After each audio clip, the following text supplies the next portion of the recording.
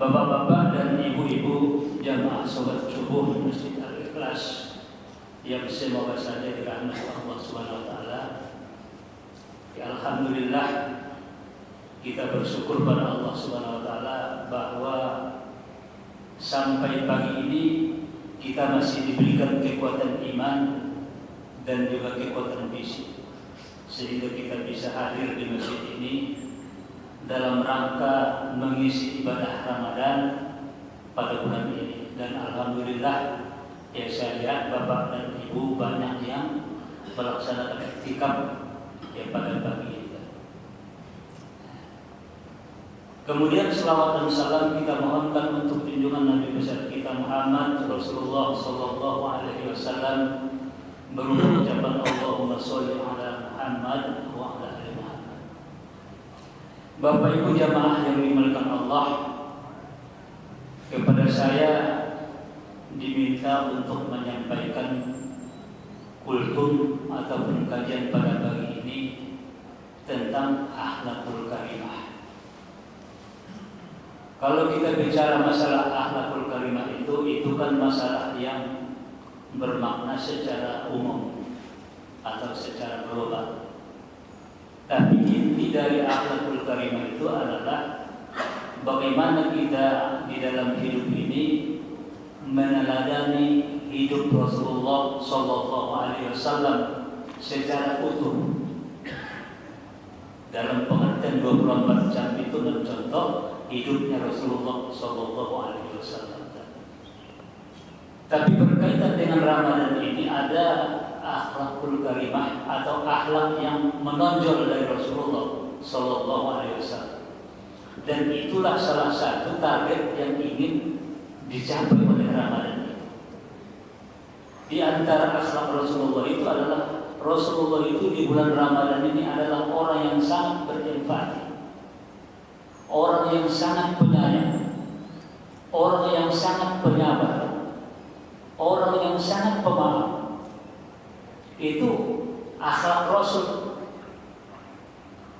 Dan itu pula lah salah satu yang ingin dicapai oleh Ramadan itu, bagaimana kita menjadi orang yang penyabar, bagaimana kita menjadi orang yang penyantun, bagaimana kita menjadi orang yang pemaaf. Oleh karena itu Ramadan ini melahirkan karakter-karakter orang yang berakhlakul karimah.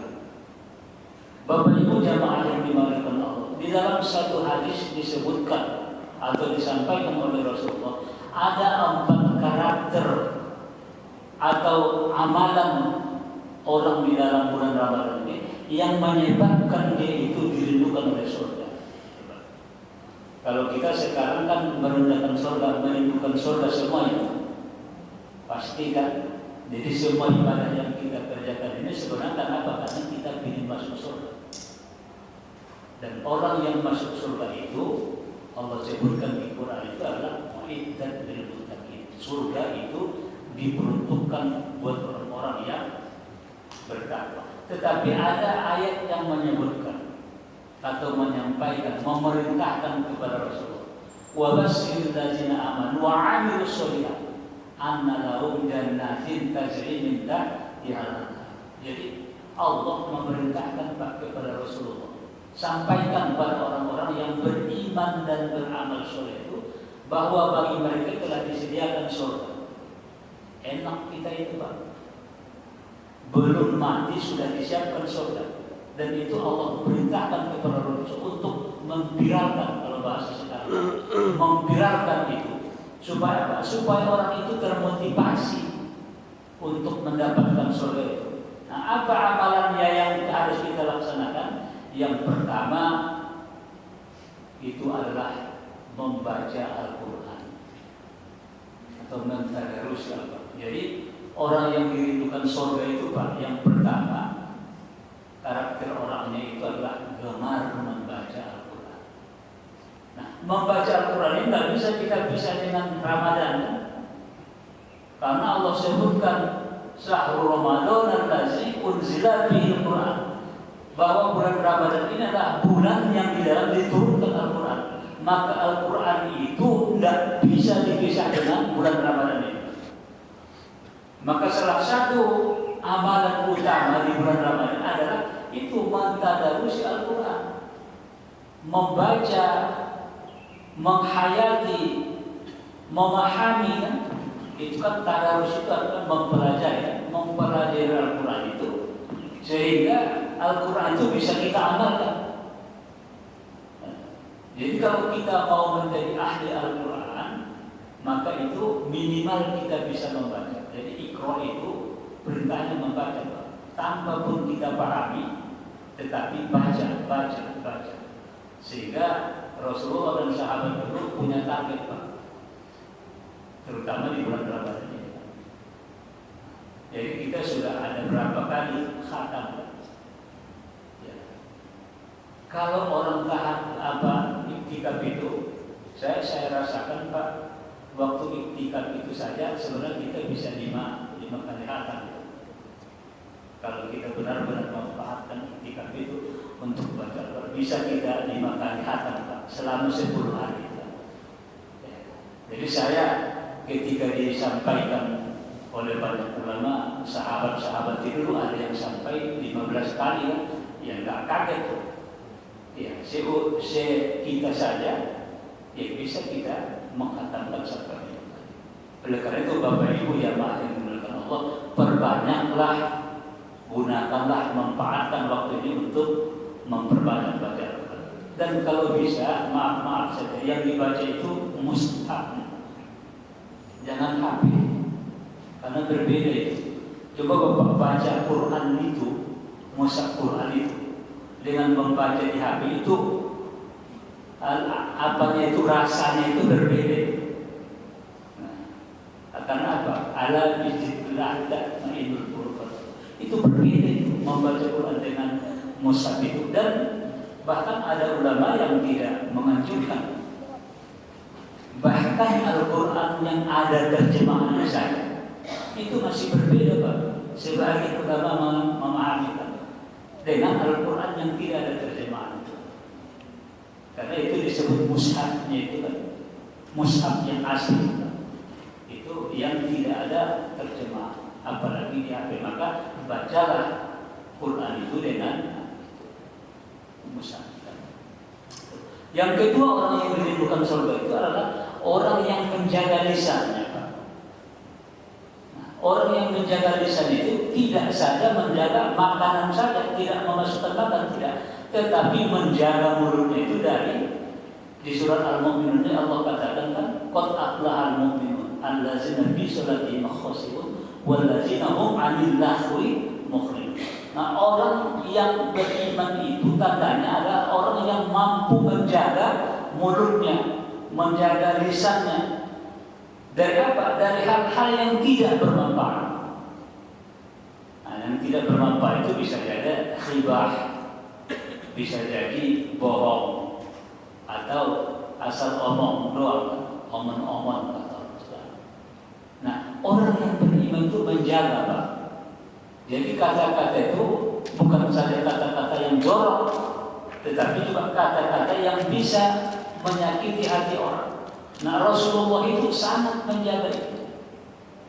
Maka Rasulullah itu disebut orang yang pemaaf. Lihat di surat Ali Imran ayat 130 Allah. Allazina yunfiquna fis-sarra'i wad-dharra'i wal-kaziminal ghaiz wal-'afina 'anil nas. Siapa itu orang yang bertakwa itu?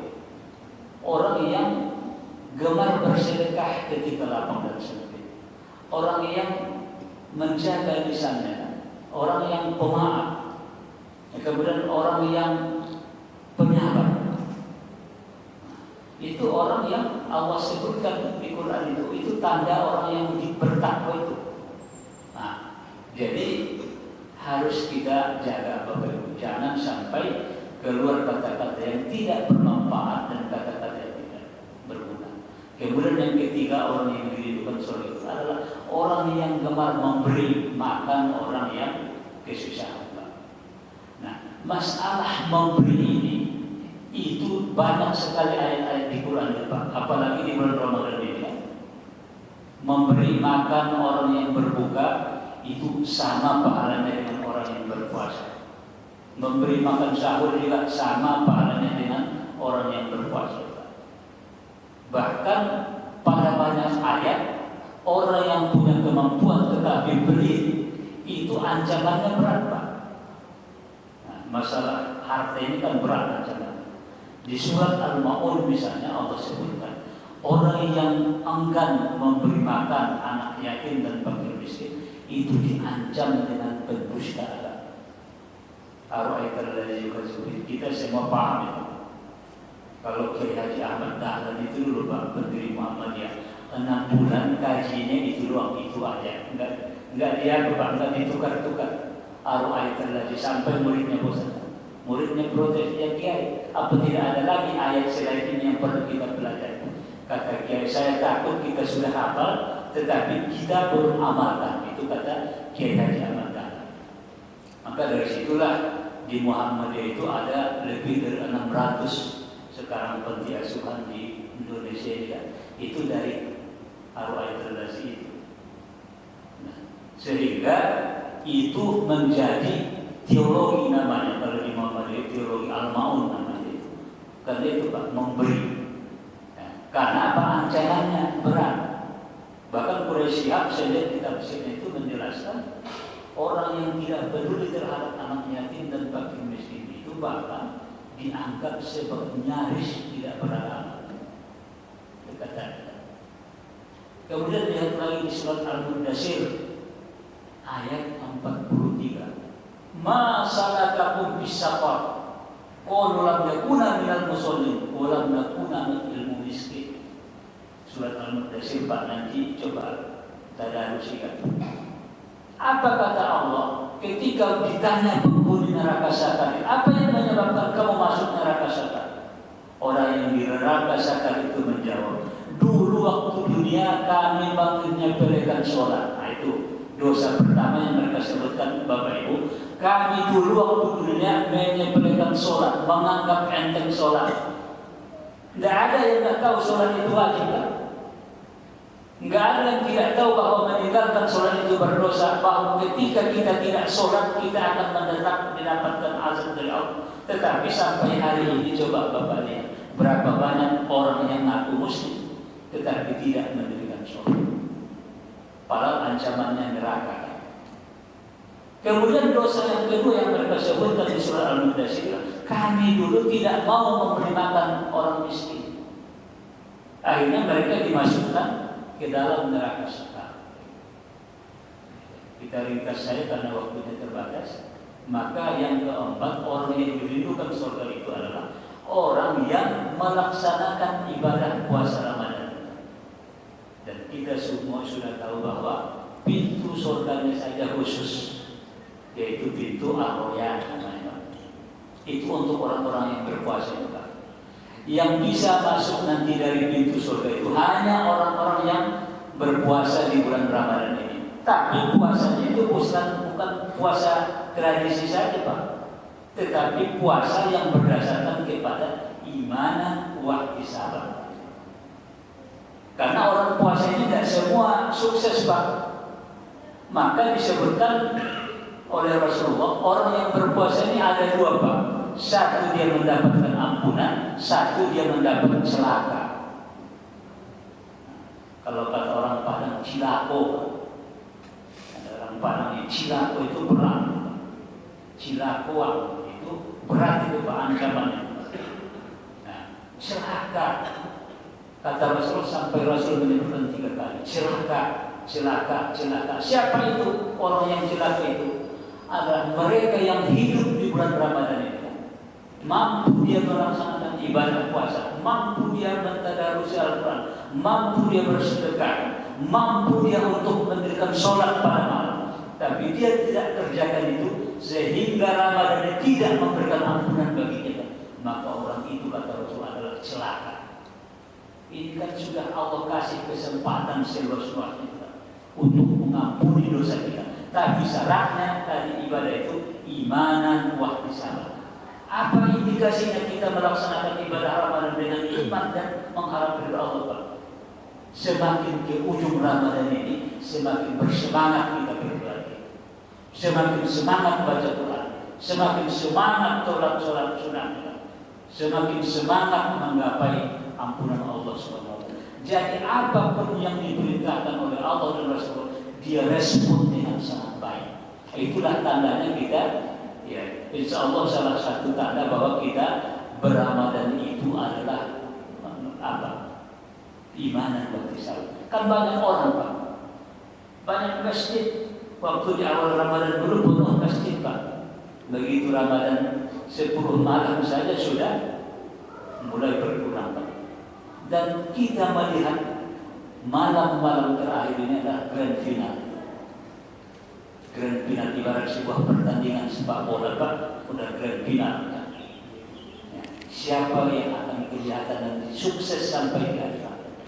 Ya, mudah-mudahan bapak-bapak yang ikhtikaf ini adalah orang yang memang bersemangat untuk mendapatkan ampunan Allah itu, karena salah satu yang dirahasiakan oleh Allah itu adalah mendapatkan malam Lailatul Qadar itu. Dan itu adalah dambaan semua orang yang beriman kepada Allah. Tapi kalau orang itu tidak beriman, Pak, nggak ada apa-apanya bagi dia, Pak. Tidak ada dia pikirin itu, Pak. Itulah bedanya orang beriman dengan orang yang tidak beriman. Kalau orang yang beriman itu semua kebaikannya dia respon, Pak, dia pilih dapatkan. Tetapi bagi orang kafir biasa-biasa saja, tidak ada masalah. Puasa apa tidak puasa, sholat apa nggak sholat, nggak ada masalah sama dia. Nah, oleh karena itu Allah juga mengabaikan, Pak, mengabaikan orang kafir itu kan tidak diurus sama Allah. Sebenarnya ayat Al-Quran yang 6.666 ayat itu adalah ngurusin orang yang beriman, Pak, ngurusin kita. Tidak ada satu ayat itu yang ngurusin orang kafir. Maka dibiarkan saja merdeka. Kalau mau menjadi orang kafir merdeka, Pak, silakan. Tidak sholat, tidak puasa, tidak bersedekah, silakan saja. Mau mabuk, mau apa saja sih. Tapi konsekuensinya begitu mati di dalam kubur juga sudah dikatakan azab oleh Allah. Tapi orang yang beriman, begitu kita mati, Pak, bukan azab, tetapi nikmat. Makanya azab kubur itu sebenarnya untuk orang yang kafir. Nah, bagi orang yang beriman itu itulah disebut dengan nikmat kubur. Jadi nikmat, Pak. Nah, bacaan Quran kita, sedekah kita, segalanya itu nanti akan ya membentengi azab itu ketika kita sudah masuk kubur. Jadi masuk kubur itu adalah berspot awal dari kebaikan kita, dan juga bersifat dari awal dari azab yang mereka akan dapatkan nanti bagi orang-orang pelaku maksiat. Bapak Ibu jamaah yang dimulakan Allah, ya karena waktunya diminta hanya sekitar 15 menit, ya barangkali itulah yang bisa kita sampaikan. Ya mudah-mudahan saja kita semua dirahmati oleh Allah, diberikan kekuatan untuk yang mengisi Ramadan itu sampai akhir, Pak. Jangan kendur semangatnya, Pak. Ya, semakin bersemangat, semakin di ujung semakin bersemangat. Itulah tandanya insya Allah ibadah kita itu sudah mendapatkan rahmat dari Allah SWT. Karena memang Ramadan ini adalah bulan rahmat. Ya, dari awal Ramadan itu sampai akhir Ramadan itu rahmat, Pak. Jadi kalau ada kita dengar selama ini 10 malam pertama ini rahmat, itu bukan 10 malam, dari malam pertama sampai malam terakhir itu, sampai kita selesai itu adalah rahmat dari Allah SWT. Oleh karena itu mari kita manfaatkan semaksimal mungkin sehingga Ramadan tahun ini benar-benar, Pak, kita rasakan kenikmatannya, dan tidak ada jaminan apakah tahun depan kita masih bisa ikut melaksanakan ibadah Ramadan itu. Demikian saja, mohon maaf atas segala kekurangan. Billahi taufiq wal hidayah. Wassalamualaikum warahmatullahi wabarakatuh.